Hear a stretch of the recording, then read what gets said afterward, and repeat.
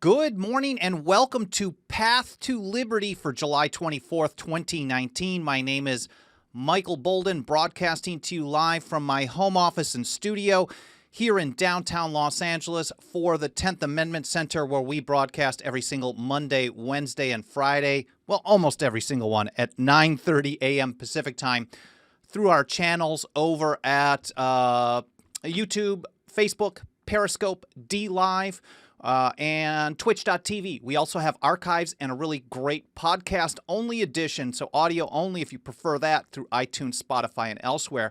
All the links, the previous episodes, show notes, and where you can follow the show are at 10thamendmentcenter.com/Path to Liberty, all spelled out. Now, today we're talking about federal enforcement. A lot of people believe that if there's a law on the books in Washington, D.C., and I put law in quotes, no matter how unconstitutional, wrong, or right, or anything, they just believe that if there's a law on the books, that the law needs to be enforced in full until it's overturned by the Supreme Court or repealed by Congress. Now, I'm sure this isn't a surprise for you, but on this part of the Constitution, or this view of the Constitution, a lot of people are totally wrong. Now, before getting into that, I don't want to gloss over something that might be pretty obvious to people who watch or listen to the show on a regular basis.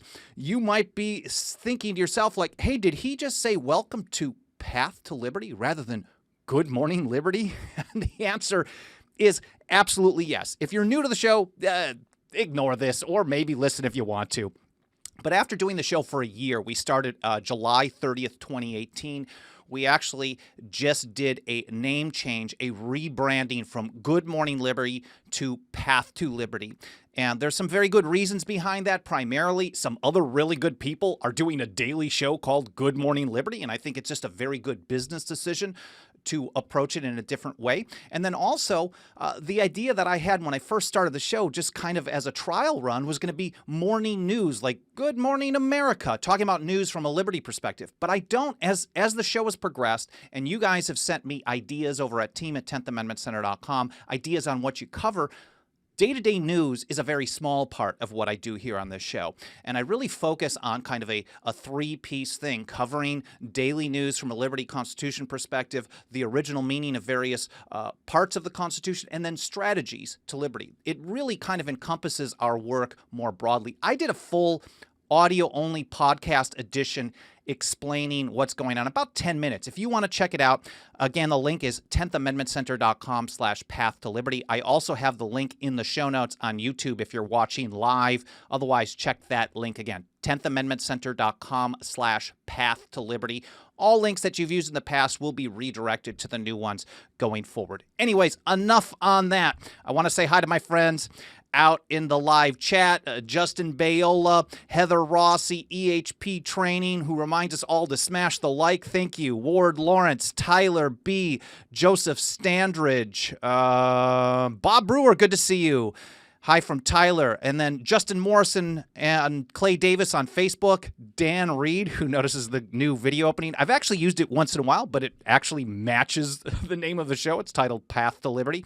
Brock Story, Shane Lackey, good to see you as well. Michael Bogus, Nappy, and many others. I apologize if, Kenneth Sprenger, good to see you as well from White Plains, New York.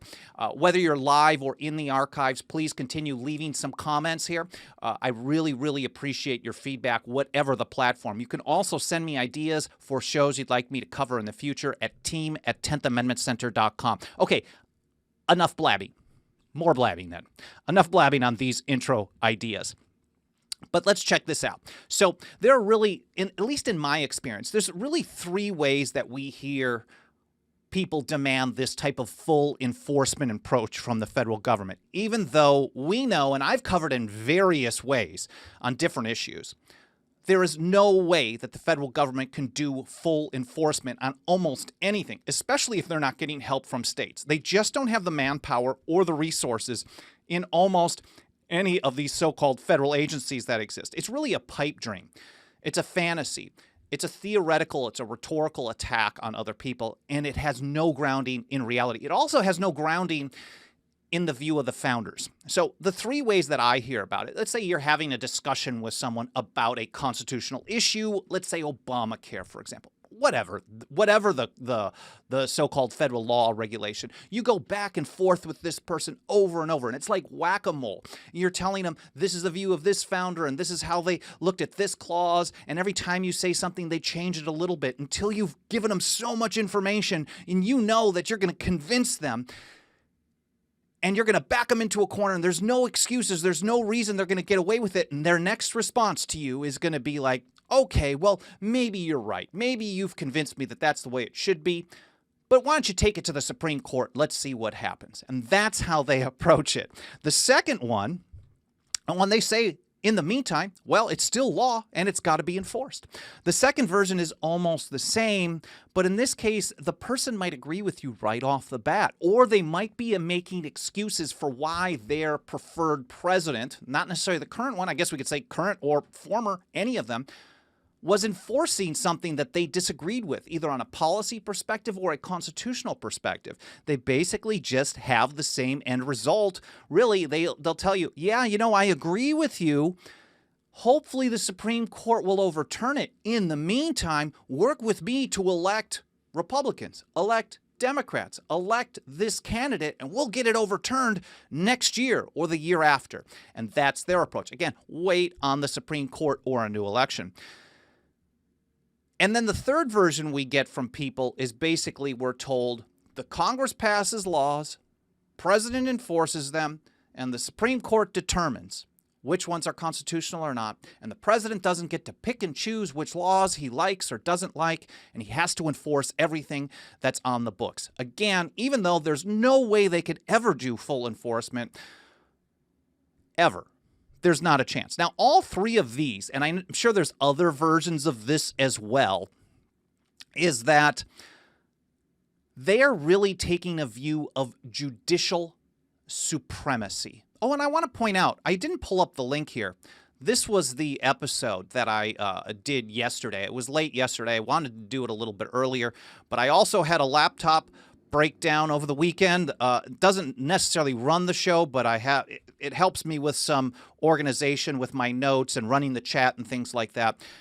And so I just thought the timing was good. Anyway, so I did this episode yesterday, Path to Liberty, special update on our new show name. You can only find it in the audio version, but if you want to check that out, that'll give you a full overview of my back and forth, my thought process, the people that already have the name, goodmorningliberty.us. It actually seems to be a pretty good show. I hope you check it out, but if you want to see that as well. So going back to this federal enforcement and these three varying views, take it to the Supreme Court. I don't agree with you, but if you think this way, go to the Supreme Court. The second one is, I agree with you, but, the Supreme Court hasn't overturned it, and let's vote in some new bums to overturn this. And then the third one, that the president doesn't get to pick and choose which ones he's enforced. They're all taking a position on that the Supreme Court is not the highest court, that it has supremacy over the Constitution, over the other branches. It's not a co-equal branch.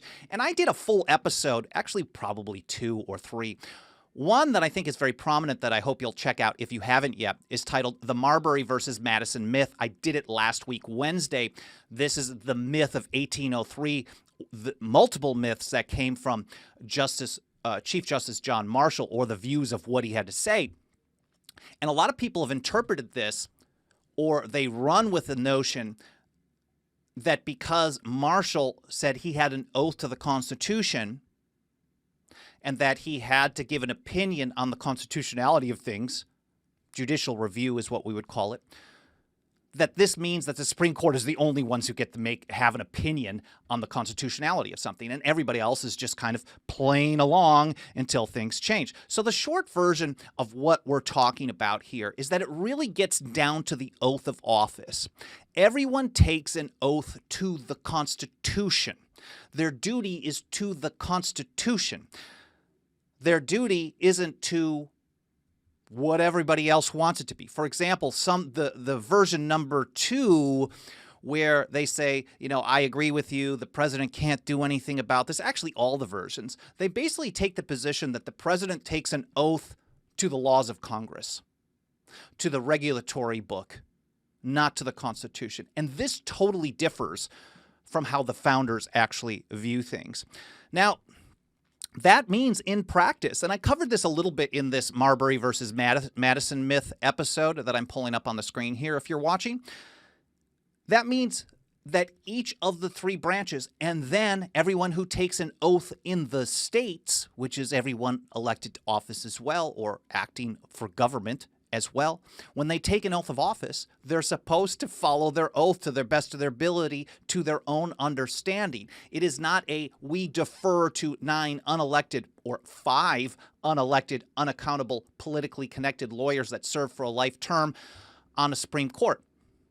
That is not what it says in the Constitution, and there are no founders who ever said such a thing. None. Not even the centralizer, Hamilton, who I will get to in a bit. Now, that means Congress, if they pass something, the president might refuse to enforce it. Congress might refuse to fund something. They might try to repeal something. The Supreme Court may say, we think this is, and again, all Supreme Court, quote, rulings are actually opinions even in their own papers. When they publish a ruling, it actually says opinion of the Supreme Court at the top. The Supreme Court may hold an opinion that it should be defunded, repealed, not enforced, because they see it as unconstitutional. But they don't have enforcement over the president, the actions of the president. The president could keep going on, and then it's up to the Congress to say, well, maybe we're going to impeach you over this. And this is how this co-equal branches fighting or balancing against each other rather than doing what has been done in modern times and turning it all over to the courts to have the final say on everything. What Thomas Jefferson told us would create an oligarchy, a very dangerous, dangerous one. So let's get over to some views on this a little bit further. I wrote this article early I thought it was January, middle of 2018, talking about federal enforcement. I've covered it a little bit in various episodes here, but I think a repeat and then in a little bit more detail will be helpful. So first of all, I want to point out that this idea that you're not supposed to obey or enforce acts that you believe to be unconstitutional is not something that's new. That's not something that they put in the text of the Constitution outside the oath. Now, if you take an oath to follow the Constitution and you personally believe that something is unconstitutional, it is immoral and totally wrong to enforce it. You should do nothing to effectuate that act, period. And that was basically what Marshall said in Marbury versus Madison. The role of the court, if the court views something as unconstitutional, is to do nothing to give it additional sanction. By saying that it fits within the Constitution, even if they believe it doesn't, is the wrong approach. You can't follow your oath and do that at the same time. Same with every officer of the government, every agent of the government. They all take an oath they're not taking an oath to the opinions of the Supreme Court. They're not taking an oath to the regulatory state. They take an oath to the Constitution. If they know nothing about the Constitution in the first place, they shouldn't be there, and that's probably a separate problem. But this principle goes back a long ways, and it goes way further back than what I'm going to get into here. But I think a very prominent point where many people in the founding generation understood this started with the resistance to the Stamp Act. And here in this article, in response to the hated Stamp Act,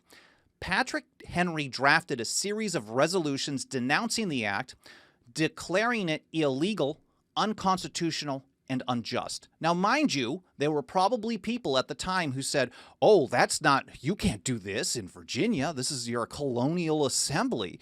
This is up to Parliament. This is up to King George. You can't say it. But he said it anyways. Now, the House of Burgesses passed the resolutions, or most of them, in late May 1765. He went on to say that Virginians, this was an additional resolution that didn't actually get passed, but was circulated throughout the colonies and accepted as fact, whether it was passed by the House of Burgesses or not. He said that Virginians were not obliged to obey any tax laws not enacted by their assembly. He said resolve, this Majesty's liege people, the inhabitants of this colony, are not bound to yield obedience to any law or ordinance whatsoever designed to impose any taxation whatsoever upon them, other than the laws and ordinance of this General Assembly aforesaid. He wasn't alone. John Hancock sent a letter to his agent in London, capturing the spirit of the time, saying the people of this country will never suffer themselves to be made slaves of by a submission to the damned act. He wasn't saying the people of this country minus the people who work in our local governments. He said all of them. We're not going to submit if we believe that it is wrong. Then if you move a little bit faster forward to the ratification debates in North Carolina, for example. Now those two quotes were two of very, very many from the Revolutionary time. We can look to Samuel Adams, James Otis, and many, many others who took the position that not only was the general public not bound to yield obedience to unconstitutional acts, this is the unwritten English Constitution, to illegal acts of the government, but they also utilized a refusal to cooperate. They pressured and they worked to get cooperation from sheriffs, maybe import agents, to not enforce various provisions of the Stamp Act, and that's what ended up bringing it down. So this was known to be a very successful approach and the right moral approach as well from the Revolutionary times. And that translated forward, I believe, to the ratification debates over the Constitution. And in North Carolina, Archibald McLean, he was one of the leaders in the state against the Stamp Act. So this guy was well respected. And he was arguing back and forth with people about the Constitution. And people were concerned about the powers being delegated in that document. And this is how he put it. If Congress should make a law beyond its powers and in the spirit of the Constitution, should we not say to Congress, you have no authority to make this law? There are limits beyond which you cannot go. You cannot exceed the power prescribed by the Constitution. You are amenable to us for your conduct. That act is unconstitutional. We will disregard it and punish you for the attempt. Disregard the law. And in Massachusetts, Theophilus Parsons said, an act of usurpation, that is stealing power that has not been delegated to the government, it is not law. So if he didn't say it's not law as long as the courts tell us it's not law. It's not law because it is outside the Constitution. The Constitution itself is supreme. He said any man is justified in resistance to that act. I did mention also the great centralizer, Alexander, not Lincoln, but Alexander Hamilton in Federalist 33. He said that federal acts outside the Constitution would not be supreme. The only acts that are actually supreme under the so-called Supremacy Clause are those made in pursuance of the delegated powers of the Constitution. And he said these acts will be merely acts of usurpation and will deserve to be treated as such. They deserve to be treated as a theft of power, not as something you have to abide by until some court or a future Congress overturns it. Period. Now, going further, if you think of this kind of departmental approach, this various branches taking an oath and really meaning it, Thomas Jefferson, I think, was very prominent on this. And he actually took steps after he got into office to ensure that the effect of the Alien and Sedition Acts would not be felt on the public. And so he stopped enforcing it. He started pardoning people. And he explained this to his former friend, John Adams. Maybe they remained friends till death in some way. But he wrote to Abigail in 1804, John Adams's wife, and he talked about his duty under his oath to the Constitution as president. He said specific, I discharged every person under punishment or prosecution under the sedition law because I considered and now consider that law to be a nullity. This is a sitting president. A president takes an oath to the Constitution, and what they should do is look at every act that they do from a constitutional lens, not from beating the opposing team, not from owning the libs or destroying the conservatives, Not that perspective, from a perspective of the Constitution. Even if they got it wrong every single time, I think everything in the world, not just the country, but the whole world would be a better place if they started at least looking at it in that direction. It would cause a very, very positive, I think, domino effect down the line. But Jefferson considered that law to be a nullity, even though it was on the books and the Supreme Court hadn't overturned it. He said it was a nullity as absolute and as palpable as if Congress had ordered us to fall down and worship a golden image, and that it was as much my duty to arrest its execution in every stage as it would have been to have rescued from the fiery furnace those who have been cast into it for refusing to worship their image. In other words, it was his duty, because he took an oath to the Constitution, to not do things that he saw as violating the Constitution. He didn't wait for Congress to overturn it. He didn't wait for the Supreme Court to tell him it was okay. He took the position that that's his job. That's the only reason he's there. And if the people don't think that his approach to the Constitution is wrong, they don't vote him in. They replace him, or they pressure for impeachment because he's violating the laws on the books. So there is some gray area, and there's going to be competition between the branches and the states as well. He went along this same line, and it wasn't just a one-time letter to Abigail. He also wrote something similar to Spencer Roane, a friend of his, Judge Spencer Roane. He said, each department is truly independent of the others and has an equal right to decide for itself what is the meaning of the Constitution in the cases submitted to its action, and especially where it is to act ultimately and without appeal. Short version, again, in his letter to Spencer Roane, Jefferson said each department, each branch of government, it's their job. They're totally independent. None of them are subordinate to the other. None of them are greater than the other. And each, when they're taking action in their own sphere, it is their duty to act according to the Constitution, not to act according to what's written in the law book or in the case law, the precedent, or the regulations, whatever. They're just supposed to do what they believe is right. He wasn't alone, of course. Madison took the same approach. Here's the so-called father of the Constitution. Even late in life, 1834, he said the same thing. As the legislative, executive, and judicial departments of the U.S. are coordinate and each equally bound to support the Constitution, it follows that each must, in the exercise of its functions, be guided by the text of the Constitution according to its own interpretation of it. Here's the so-called father of the Constitution. That's how a lot of people see him, who's basically saying each branch, it is their job. It is their job. They are bound. They have duty bound. They are duty bound to support the Constitution. They're not duty bound to support the Constitution according to what John Marshall says the Constitution is. They are not duty bound to follow the Constitution according to what John Roberts tells us the Constitution is. They're duty bound to do it according to their own conscience. Now, they may be wrong, but they may be right.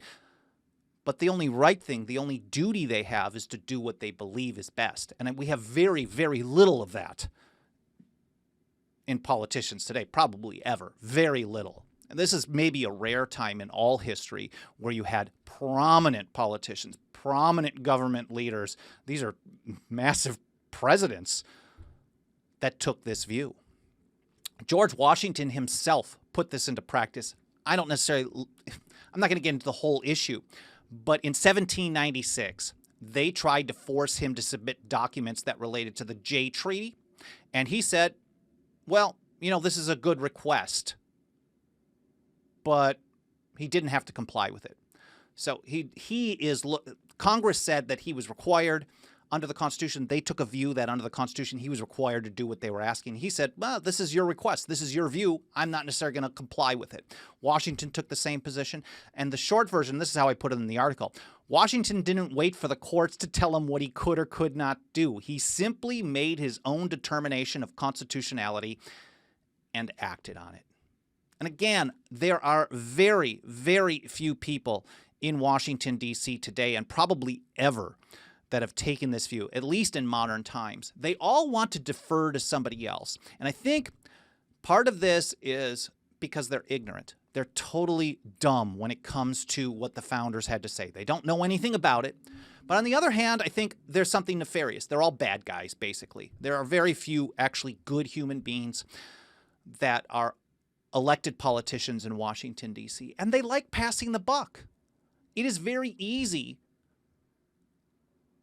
It's very, very easy for someone in Congress to say, well, you know, I wasn't here when that Congress passed this, and a different president signed it into law. It was challenged in the Supreme Court. You know, it's constitutional. I mean, you may not like it, but that's how it is. It's very easy for a president to say, you know, I'm pro-gun rights, but continue to enforce all these unconstitutional gun laws on the books since 1934 and beyond, because the Supreme Court hasn't turned it over. This is an excuse. This is passing the buck. This is not taking responsibility. This is not actually even following. If you take an oath to support and defend the Constitution, and you view something as unconstitutional, you should and you continue to enforce it. I think personally, I might be over the top, but maybe you should be impeached for that. I don't know. If you're talking about impeachment, which I know a lot of people are, but very few people talk about it in regards to constitutional actions or carrying out things that never should have been put into effect. Anyways, looking over at the live chat, a lot of interesting stuff. Frank I points out that they all know this. Federal gun laws all are under the Commerce Clause that they twist into it. Yeah, they use legalese and deception. I think this whole deferring to the Supreme Court is deception. It turns the country into an oligarchy of unelected people. That's what Jefferson warned us of. Jefferson was, surprise, surprise, right. Ward Lawrence says, let the Constitution rule, not the majority of the people. Sure, absolutely. That's how it should be. Shane Lackey, if it violates my Constitution, I cannot be compelled to do it against my will. Now, they may have more guns than you, and I think we have to look at some practical realities of this, but certainly this is the right approach. You have to start looking at it in the way that you believe, not just deferring to some politicians. This is putting either the branch of government or the people themselves to the power of a king, basically. And this is not what the founders created. Hi, over to One False Step over on D-Live. Awesome. I love D-Live. Good morning, TAC. Thank you for being here. Justin Bayola, you're absolutely correct. This is basically the same thing I keep saying over and over and over. This is a deferral of responsibility in knowingly screwing us. That's a great.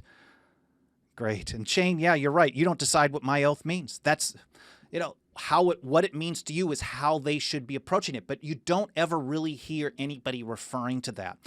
When they pass larger budgets, they make political statements. They talk about defeating Democrats. They talk about defeating Republicans. They talk about incumbents, who's the most electable, this policy versus that policy. And almost never does anyone say, my oath of office requires me to participate or not participate in this particular federal act that's been on the books for 60, 70 years. I think it's been wrong all the time. You elected me to reduce the size of government. You elected me to drain the swamp, for example. And this is how I do it, because I will do everything in my sphere to make sure that these things are not put into effect. You may not always win, and you may run into a lot of problems, but that's what good people do. They do what's right, no matter how difficult it may be.